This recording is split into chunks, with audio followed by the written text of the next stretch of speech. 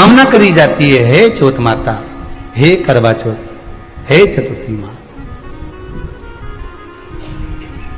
मेरे जीवन में मैंने आपका व्रत करा है, मेरे इस व्रत को स्वीकार करना, मेरा सौभाग्य का, मेरा मांग का सिंदूर, मेरी भाल की बिंदी, मेरे हाथ का चूड़ा, मेरी पांव की बिछोड़ी, इसको अमर करना मां। और जो ये वस्त्र मैं दे रही हूं, इस वस्त्र को मैं जो प्रदान कर रही हूं चौथ माता, इसको स्वीकार कर कर मेरी भी चुनड़ी को लाल बनाए रखना। तब उस साड़ी को, उस वस्तु को, उस सामग्री को उठाकर घर की वृद्ध सास को, जो घर में सासू होती है, उसको दिया जाता है। सास नहीं हो तो किसी सौभाग्यवती नारी को दिया। पिछली बार गलती हो गई मुझसे, वो गलती कैसे स्वीकारूं मैं, कैसे कैसे सुधारूं मैं, कैसे गलती को संवारूं। गलती को सुधारने के लिए मट्टी के करवे के साथ में शक्कर का करवा रखा जाता है। ध्यान दीजिएगा, शक्कर का करवा जानते हो, वो मीठा जो करवा होता है, मीठा जो करवा होता है, वो कब प्रयोग में करा जाता है? या तो पहली बार करवा चौथ का व्रत उठाते हैं उस समय पर, या फिर उद्यापन के समय पर, या फिर कोई गलती हमसे हो गई तो मिठाई का जो शक्कर का, शुगर का जो करवा होता है, उसको भरा जाता है कि मेरे से पिछले वर्ष जो गलती हो गई, क्या गलती हो गई भगवान, बस उस गलती को संवारने के लिए उसको भर दिया जाए। मिलता है बाजार में, आपने देखा कि नहीं देखा वो पता नहीं, पर मार्केट में आता है शक्कर का करवा, शुगर का करवा। और एक बात करवा चौथ की कथा से एक सीख हमेशा मिली है, और वो सीख आप भी अपनी जिंदगी में जरूर उतारो। करवा चौथ की कथा में आता है, भाई बहन को भोजन कराने के लिए बुलाते हैं। पढ़िए ना कथा। उस दिन भाभियों का भी करवा चौथ का व्रत है, सेठानी का भी करवा चौथ का व्रत है, और बेटी का भी करवा चौथ का व्रत। पर भाई जब भोजन करने बैठे तो बहन को आवाज लगाई, आजा जीजी भोजन कर ले। दीदी आओ भोजन करो। दीदी ने कहा नहीं, आज मेरा व्रत है, जब तक चांद नहीं देखूंगी तब तक मैं व्रत नहीं छोड़ सकती।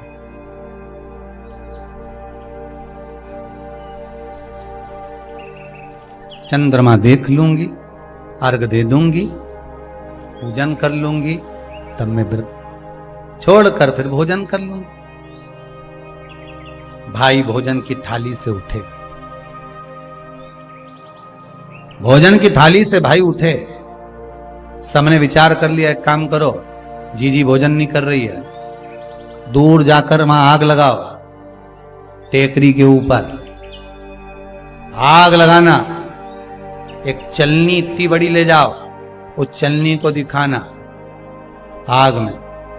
मैं जीजी से कह दूंगा वो चांद निकल गए और जीजी अर्घ दे देगी, अर्घ दे देगी, भोजन कर लेगी। बेचारी कब की भूखी, सुबह से उसने कहीं खाया नहीं। अब दया आ रही है भाइयों को। करवा चौथ की कथा बहुत ज्ञान की कथा है, कभी माताएं तो आप तो पढ़ती होगी। वो चलनी में मुंडा देखने से पहले तो पढ़ी जाए, उसके बाद मुंडा देखा जाए, उसके बाद मुंह देखे चलनी में, ने तिलक करे, ने फिर आरती उतारे। ये तो सब बात का छत के ऊपर का सारा प्रोसेस बात का, पर नीचे तो जो तुम पूजन करो तो उस समय पे किताब पढ़ने पड़े। और उसमें लिखा ने भाई उनके दया आ गई, दया आई तो बहन के खाना खिलाने के लिए ने चलनी में वो आग जलाकर दिखा दी। तो इतने में बहन ने अर्घ दिया, अर्घ दिया तो भाभी उन खड़ी थी, हाथ जोड़कर कहा, जीजी तुम्हारे भाइयों ने तुम्हारे लिए वहां आग लगाई है और चलनी में मुख दिखा रहे हैं, मत अर्घ दो, ये झूठा है अर्घ, तुम ये चांद नहीं है भाभी। जीजी मानो तो ननन को समझाया, पर प्रेम इतना ज्यादा था भाई बहन का, सुनी नहीं। कभी कभी भाभियां ननन को समझाती हैं, क्यों लड़ लड़ कर वापिस आ जाती हो? तो नंदों को लगता है हमारी भाभी तो हमारा पक्ष ही नहीं ले रही, पक्ष नहीं ले रही, तुम्हारे को जोड़ना चाहती है भाभी, इसलिए करे जीजी जरा जरा सी बात में दौड़ दौड़ के मायके मत आया करो। भाभियों को ननन बुरी नहीं लगती, पर कभी कभी जब वो बोलती है तो तुम्हारा घर जोड़ने की बात करती है, तोड़ने की नहीं। पर हमको लगता है कि भाभी तो हमसे जलती है, हमको तो कह रही कि वहीं पड़े रहो, भरे जूता खाओ, कुछ भी करो, पड़े रहो। शास्त्र भी तो कह रहा है कि किस्मत में अगर सुख लिखा है तो सुख मिलेगा, और किस्मत में दुख लिखा है तो दुख मिलेगा। थोड़ा सा एडजस्टमेंट करना पड़ेगा। बार बार मायके वालों को अपने बीच में मत लाओ। हाँ, राखी पे जाओ तो पूरी सुना के आ जाओ। अब कथा कर रही है, भाभियों समझा रही है ननन को, करवा चौथ की कथा में लिखा है। आप लोग कहोगे कि सिवर वाला महाराज कहां से बोल रहा है, तो करवा चौथ की कथा में से पढ़ लेना। भाभी ने समझाया मत करो पूजन, ये गलत है। नहीं मानी, तुम तो हमारा अहित चाहती हो। कर दिया पूजन, अर्घ भी दे दिया, जाके भोजन कर लिया। सब तरह से गणेश जी का अपमान हो गया, बर्बाद कर दिया भगवान। रोने लगी, बिलखने लगी। पूछा, अब मां के गले लगकर रो रही थी सेठानी के मां, बर्बाद हो गई, सब कुछ नष्ट हो। मां की आंख में आंसू थे। गलती क्या हुई है कुछ मालूम है? मुझे लगता है कि पिछले वर्ष जो करवा चौथ पर पूजन करी थी तो भाइयों ने आग जला दी थी, ये भाभियों ने कहा था। तो सास बोली, तेरी भाभियों ने तुझे पहले नहीं बताया? नहीं मां, मैं अर्घ दे रही थी तभी भाभियों ने कह दिया था कि यह चांद नहीं, तुम्हारे भाइयों ने तुम्हें भोजन कराने के लिए चलनी में अग्नि दिखाई। तो बेटी, गलती तो तेरी है ना। सवेरे से लेकर शाम तक जब भूखी रही, 8 बजे तक भूखी रही, 9 बजे तक भूखी रही, ने टोरा टोरी ने छोरा छोरी के बार बार छत पे भेज रही, देख के तो आया कि नहीं आया, देख के तो आया कि नहीं आया। सुबह 4 बजे से लेकर रात्रि के चंद्र आए जब तक आप भूखे रहते हो करवा चौथ के दिन। फिर जल्दी किस बात की है? क्यों इतनी जल्दी है? वहां जाओ, वहां देख के आओ चांद आया कि नहीं, वहां जाओ, वहां देख के आओ चांद आया कि नहीं आया। अगर भगवान को दर्शन देना है और तेरे व्रत में अगर प्रबलता है तो भगवान तो छत के ऊपर पर आकर खड़ा हो जाएगा। तो विश्वास तो रख, भरोसा तो रख। पर विश्वास ही नहीं, भरोसा ही नहीं, तो कहां प्राप्त हो? कैसे प्राप्त हो? हम उपास तो कर रहे हैं, ऐसा कोई व्यक्ति नहीं जो व्रत नहीं करता, उपास नहीं करता, व्रत धारण नहीं करता, करते हैं, पर एक विश्वास नहीं जोड़ पाते। हमारा भरोसा नहीं रहता उन्हें, हम भगवान पर विश्वास नहीं कर पाते। तूने अपमान कर दिया गणेश जी का। ऐसा पिछली बार गलती हो गई मुझसे, वो गलती कैसे स्वीकारूं मैं, कैसे सुधारूं मैं, कैसे गलती को संवारूं? गलती को सुधारने के लिए मट्टी के करवे के साथ में शक्कर का करवा रखा जाता है। ध्यान दीजिएगा, शक्कर का करवा जानते हो, वो मीठा जो करवा होता है, मीठा जो करवा होता है वो कब प्रयोग में करा जाता है? या तो पहली बार करवा चौथ का व्रत उठाते हैं उस समय पर, या फिर उद्यापन के समय पर, या फिर कोई गलती हमसे हो गई तो मिठाई का जो शक्कर का, शुगर का जो करवा होता है उसको भरा जाता है कि मेरे से पिछले वर्ष जो गलती हो गई, क्या गलती हो गई भगवान, बस उस गलती को संवारने के लिए उसको भर दिया जाए। मिलता है बाजार में, आपने देखा कि नहीं देखा वो पता नहीं, पर मार्केट में आता है शक्कर का करवा, शुगर का करवा भरा। गलती भाइयों ने भी कर दी। कभी कभी हमारी सहानुभूति, कभी कभी हम दूसरे को समझाने के चक्कर में अपना तत्व दिखाने के लिए गलती कर जाते हैं, अपना तत्व दिखाने के। 16 सोमवार का उद्यापन कब होता है? प्रदोष काल में, शाम के समय। हम पूजन करने कब बैठ जाते हैं? दोपहर में 12 बजे, 1 बजे। हरतालिका तीज की पूजन का पहली पूजन कब होती है? प्रदोष काल में। प्रदोष की बात करते रहो। कई लोग पूजन कर लेते दोपहर में 2 बजे, चाय पीना पड़ेगी, भूख लग रही है, कुछ खा लूंगी, मना नहीं। पर समय का भी तो भान करो।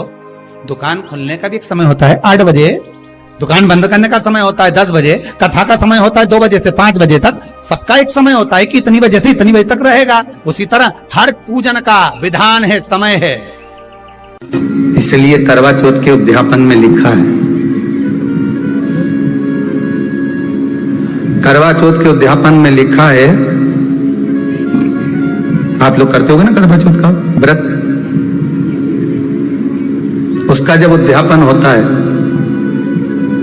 तो एक थाली में 13 जगह पर 4-4 पूड़ी रखी जाती है। आप लोगों को तो मालूम होगा, आप लोगों ने करा होगा करवा चौथ का उद्यापन। एक थाली में 13 जगह पर पूड़ी और सीरा, सीरा मतलब हलवा रखा जाता है। और रखने के बाद में उसके ऊपर एक पत्तल रखकर उस पर सुहाग का वस्त्र, साड़ी, 5 वस्त्र, सुहाग सामग्री सब उस पर रखी जाती है। और रखने के बाद में हाथ में कंकु, चावल, हल्दी लेकर, संकल्प लेकर उस थाली पर से घुमाया जाता है। कामना करी जाती है, हे चौथ माता, हे करवा चौथ, हे चतुर्थी माँ, मेरे जीवन में मैंने आपका व्रत करा है, मेरे इस व्रत को स्वीकार करना, मेरा सौभाग्य का, मेरा मांग का सिंदूर, मेरी भाल की बिंदी, मेरे हाथ का चूड़ा, मेरी पांव की बिछोड़ी, इसको अमर करना मां। और जो ये वस्त्र मैं दे रही हूं, इस वस्त्र को मैं जो प्रदान कर रही हूं चौथ माता, इसको स्वीकार कर कर मेरी भी चुनड़ी को लाल बनाए रखना। तब उस साड़ी को, उस वस्तु को, उस सामग्री को उठाकर घर की वृद्ध सास को, जो घर में सासू होती है, उसको दिया जाता है। सास नहीं हो तो किसी सौभाग्यवती नारी को दिया जाता है। उसके बाद में आप फिर ब्राह्मणों का भोजन कराओ, बड़े प्रेम से बुलाओ और ब्राह्मण ब्राह्मणी का भोजन कराओ। अब आज के जमाने में जो करवा चौथ का उद्यापन होता है, उसमें जब समाज की माताएं उद्यापन करती है तो केवल स्त्री को भोजन करा देती है, पुरुष को नहीं कराती। पर करवा चौथ के उद्यापन में लिखा है कि ब्राह्मण का भोजन होना चाहिए, उसके साथ सौभाग्यवती नारी आए, उसकी पत्नी। पर अपन ने तो सोचा कि चौथ माता का उद्यापन है तो केवल स्त्री को खिला, उद्यापन का पूर्ण फल मिल जाएगा। नहीं, उसका सुख नहीं है, उसका आनंद नहीं है।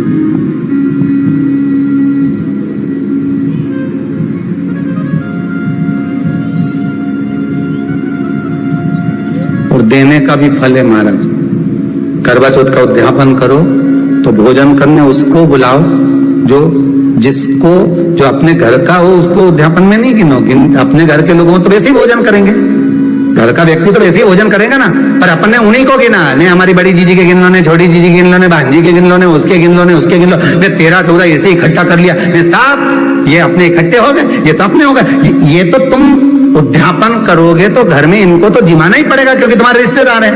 दूसरे को जिमा कर जब हम दान देते हैं, दान उसको लगता है जो दूसरे को दिया गया। कई लोग कहते हैं हमने बहन बेटी के दे दिया, तो बहन बेटी क्या दान लेती है? किस पुराण में लिखा है कि बहन बेटी दान लेती है? हमको वो भी बताना कि बहन बेटी दान लेती हो, क्योंकि बेटी तो खुद कन्यादान में जाती है। बेटी का कन्यादान होता है, वस्तु का दान नहीं। बेटी खुद दान में दी जा रही है, कन्यादान में। बेटी कभी दान नहीं लेती महाराज, बहन बेटियां कभी दान नहीं लेंगी। और बहन बेटियों को कह भी देना चाहिए, अगर भाभी बोले कि हमने जीजी को दान है, दान मान नहीं ले रहे हैं। देना हो तो ठाट से हमारा हक दे रही हो। हम साल भर में आते हैं तो राखी पे साड़ी दे रही हो, ये हमारा हक है, क्योंकि हमारे मकान में रह रही हो, हक दे रही हो, दान नहीं। दान देना है तो पंडित जी के दो, दान देना है तो ब्राह्मण को दो, गौ माता को दो। हम दान नहीं ले रहे, हम अपना हक मांग रहे हैं। ऐसे नहीं दोगी तो काले कोट वाले भैया से लिवाएंगे, हमारा कहीं जाए, तुम तो दान दो। अब तुम क्यों नहीं, तो तुम, हम तो दान दे रहे हैं, बहन बेटी के दान दे रहे हैं, तो बहन बेटी कोई दान ले क्या? बहन बेटी के कई पड़े हम तुमसे दान मांगे? इतना बहुत तो वो खुद दान करिया है, कई दान ले रहे, वो तो हक ले रही है, दान नहीं, दान नहीं मांग रही।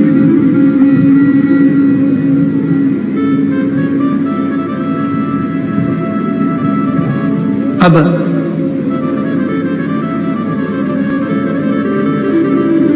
वस्त्र दिया, सिंगल नहीं, एक नहीं, 2 प्रदान करो, 5 दो।